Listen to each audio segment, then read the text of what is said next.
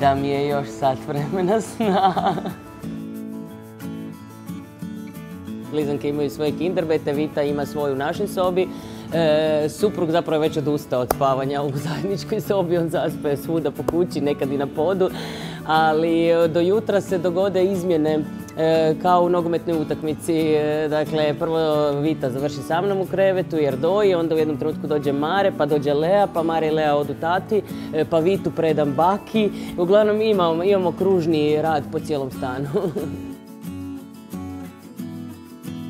Totalno mi se promijenio život od zapravo jedne samostalne 30 i nešto godišnjakinje koja je furala svoj film i bila sebi centar svemira.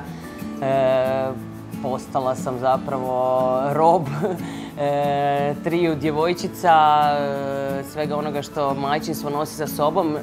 Ne treba ovo zvučati kao žaljenje, dapače, to je divan period u mom životu i u pravo vrijeme se dogodio, ali ako uspoređujemo i prijašnji život i sadašnji, to kao da sam 2 puta se rodila. Jako, sad već jako. Kažem, sretna sam jer sam imala priliku provesti s djecom te prve godine doma. Mislim da je to jako važno za njih, a i za mene bilo i trebalo mi je zapravo to, ali sad već polako smišljam u glavi nove projekte, razmišljam o tome što ću raditi, kako ću raditi i to me jako zaokuplja i veseli. Kad pričam s mamama, onda se uvijek svi žale na nekakve bolove u gornjem dijelu leđa, išija, dakle sve ove staračke fore mama koje rode malo kasnije nakon 30. Dan počinje negdje između 6 i 7, ovisno kad se udostoje moje 3 ljepotice probudit me. Najčešće je to najmlađa Vita, onda dođe u krevet Mare, onda za njom i Lea. Onda se dignemo, brzo spremamo doručak. Lea i Mare su krenule u vrtić, tako da njih vodim u vrtić. Za to vrijeme Vitu čuva baka.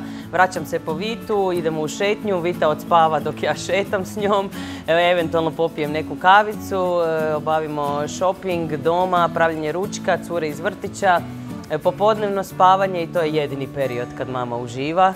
Dakle, imam 1 sat i pol do 2 za sebe. Nakon toga park s njima i do navečer tko preživi pričat će. Dakle, u 8 sati više ne znam za sebe, ali trudim se nekako zadržati za supruga i sebe taj period od 8 do 11, ajmo reći, ako izdržimo.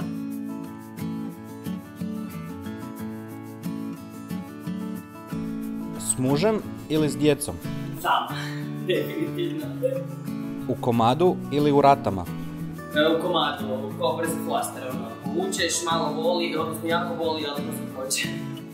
Jutarnji ili večernji tip?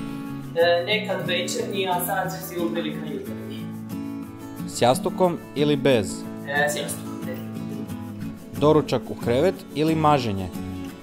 Biram doručak u krevet, jao, da mi ga netko napravi. Tvrdi ili mekani madrac?